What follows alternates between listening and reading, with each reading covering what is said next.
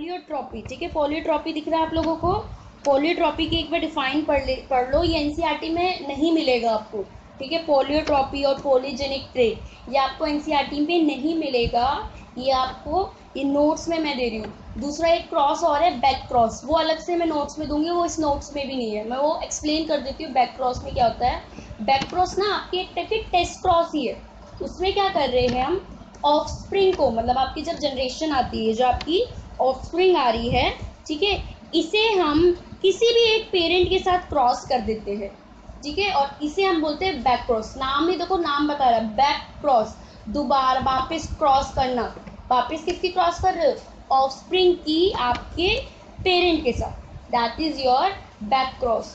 करते क्यों है, क्योंकि वहां पर आपको जब किसी प्लांट को डिजीज फ्री करना है तो उसके लिए आप यूज कर रहे हो, मतलब अपनी क्रॉप प्लांट की नंबरिंग को बढ़ाने के लिए। जैसे एग्जांपल आपका है कि जैसे आपने एक क्रॉप प्लांट लिया, उसको किसी उसकी वाइल्ड वेराइटी, जो वाइल्ड वेराइटी होगी उसके साथ क्रॉस कर दिया, तो उसका रिजल्ट क्या आएगा, जो आपका प्लांट बनेगा वो आपका डिजीज रेजिडेंट होगा, ठीक है। तो ये आपकी बैक क्रॉस के हेल्प से हुआ है, ये नोट्स में नहीं है, मैं अलग से एक फोटो खींच के आपको नोट्स में दूंगी, वो मेरे पास बुक में है, ठीक है, वो नोट्स से आपको अलग से दे दूंगी मैं। अब हमें पढ़ना है पोलियोट्रॉपी। पोलियोट्रॉपी क्या है, डिफाइन पढ़ो पहले। Pleiotropy is the phenomena, polytropy is the phenomena in which a single gene exhibit multiple phenotypic expression, मतलब एक ही जीन है, ठीक है, एक ही जीन मीन्स कोई भी एक जीन ले लो ए बी, ठीक है, वो जीन आपके मल्टीपल फिनोटिपिक एक्सप्रेशन शो कर रहा है। जैसे मैं बोलूँ कि एक टी है, वो टॉल भी शो कर रहा है, वो कलर भी शो कर रहा है, वो सीड की शेप भी शो कर रहा है, ठीक है। तो उसने एक ही ट्रेट ने बहुत सारे आपके जो फिनोटिपिक एक्सप्रेशन है उसको शो किया, और इसे हम बोलते हैं पोलियोट्रॉपी, ठीक है, फिनोमिना। क्लियर होगी मेरी बात। फिर आगे बढ़ो। It means that a single pleiotropic gene may produce more than one effect, मतलब एक जो आपका पोलियोट्रॉपिक जीन होगा वो बहुत सारे इफेक्ट, मतलब एक से ज़्यादा इफेक्ट आपको देगा, क्योंकि वो एक से ज़्यादा आपकी क्या शो कर रहा है, phenotypic expression. Phenotypic means physical appearance के बेसिस पे। क्लियर होगी टर्म, ठीक है। एनसीईआरटी में नहीं है तो आपको ये इधर ही से नोट से ही नोट डाउन करना पड़ेगा। फिर आपके एग्जाम्पल है, ठीक है, एग्जाम्पल में ये वाला पहले ये वाला पढ़ो, स्टार्च सिंथेसिस वाला, ठीक है, ये एग्जाम्पल पढ़ो, वो मैं बाद में पढ़ाऊंगी। इसमें क्या लिखा है, starch synthesis in pea seed is control by one gene. जो स्टार्च सिंथेसिस है पी सीड में, उसे एक जीन कंट्रोल करता है, that is allele B, capital B और स्मॉल बी। एक आपका डोमिनेंट हो गया, एक आपका रिसेसिव हो गया। फर्स्ट पॉइंट पढ़ो, starch is synthesized effectively by the homozygote, that is your BB, ठीक है, and hence the starch grain are large।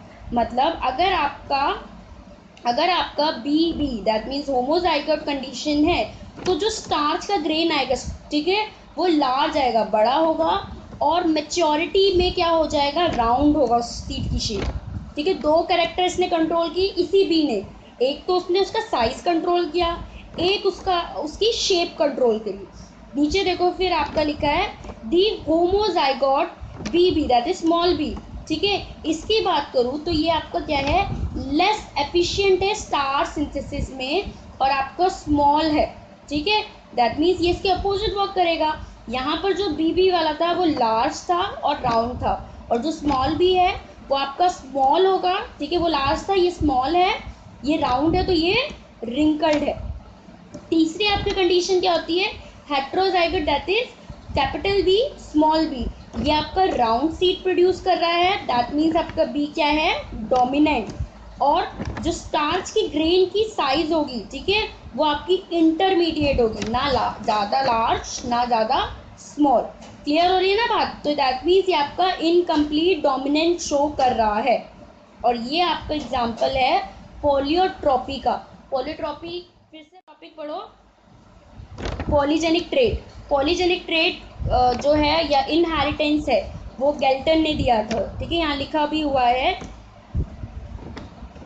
Galton, ठीक है, इन 1833, ठीक है। इसमें क्या होता है, बहुत सारे जीन, 3 या उससे ज़्यादा जीन आपके एक ट्रेट को कंट्रोल कर रहे हैं, ठीक है। इधर नाम ही बता रहा है, पॉली मीन्स बहुत सारे, जेनिक मीन्स जीन और ट्रेट। तो बहुत सारे जीन जब ट्रेट को कंट्रोल करेंगे, एक ही ट्रेट को कंट्रोल करेंगे, तो उसे हम बोलते हैं पॉलीजेनिक ट्रेट, ठीक है। फिर से सुन लो कि पॉली मीन्स बहुत सारे, जेनिक मीन्स आपका समझ लो gene.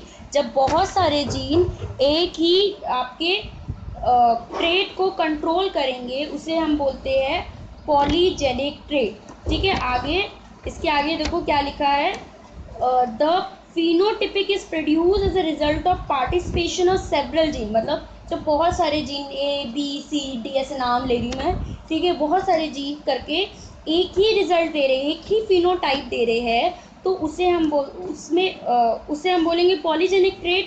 And is also influence, मतलब इसे इफेक्ट कौन कर रहा है, आपका इन्वायरमेंट, मतलब इसको इफेक्ट करेगा इन्वायरमेंट, और उसे हम बोलेंगे क्वांटिटेटिव इनहेरिटेंस, क्योंकि ये आपकी जो क्वांटिफाइड आपकी फिनोटाइप ये कैरेक्टर है उसे इफेक्ट कर रहा है, उसकी क्वालिटी पे इफेक्ट कर रहा है, ठीक है।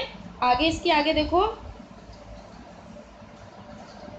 इसके आगे इधर एग्जांपल आपका दिया हुआ है, human colour, human skin colour. Human skin colour के 3 आपके जीन होते हैं, A B C, ठीक है। 3 जीन एक ही कलर, एक ही ट्रेट को कंट्रोल कर रहे हैं आपके, वो भी ह्यूमन कलर, ठीक है। अगर किसी पर्सन में कैपिटल A, कैपिटल B और कैपिटल C होगा, तो पर्सन बहुत डार्क होगा।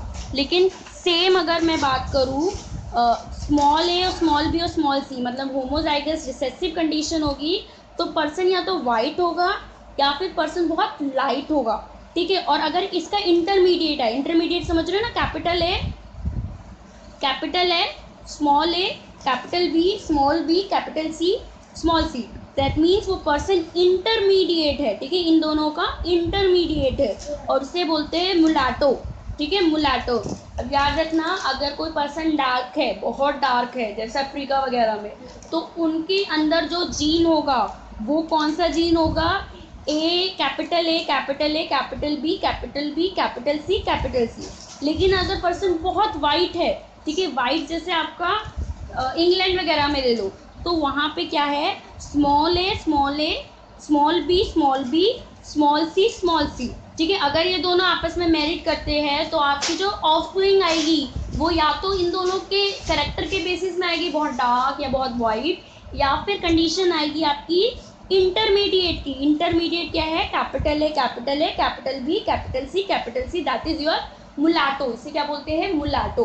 क्लियर हो गया, 3 टॉपिक हो गए, 4 हो गए वैसे तो, टेस्ट क्रॉस, बैक क्रॉस, पॉलियोट्रॉपी और पॉलीजेनिक ट्रेट, ठीक है। ये आपके 4 टॉपिक हो गए।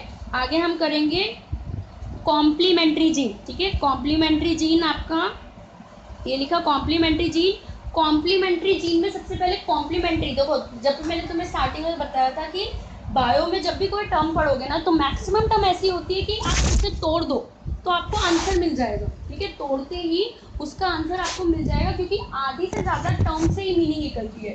जैसे आपको पॉलीजेनिक ट्रेट था, तो पॉली मीन्स बहुत सारे, जब बहुत सारे जीन कंट्रोल कर रहे हैं एक ही ट्रेट को, तो वो आपका पॉलीजेनिक ट्रेट हो गया, ठीक है। टेस्ट क्रॉस था, उसमें आप टेस्ट कर रहे थे, क्या टेस्ट कर रहे थे, आपने पेरेंट के जीनोटाइप को, कि वो होमोजाइगस है कि हेट्रोजाइगस है।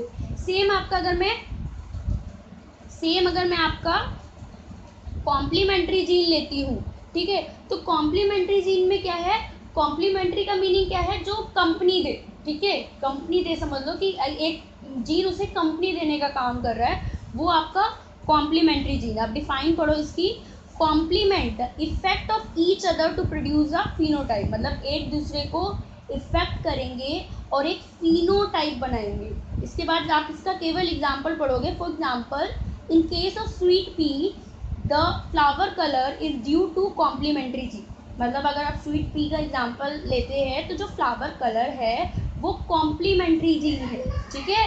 फिर आगे लिखा, here one gene complement the expression of other gene, कि एक जीन दूसरी जीन को कॉम्प्लीमेंट दे रहा है, ठीक है। यहाँ तक आपके जो मेंडल की कहानी थी वो खत्म।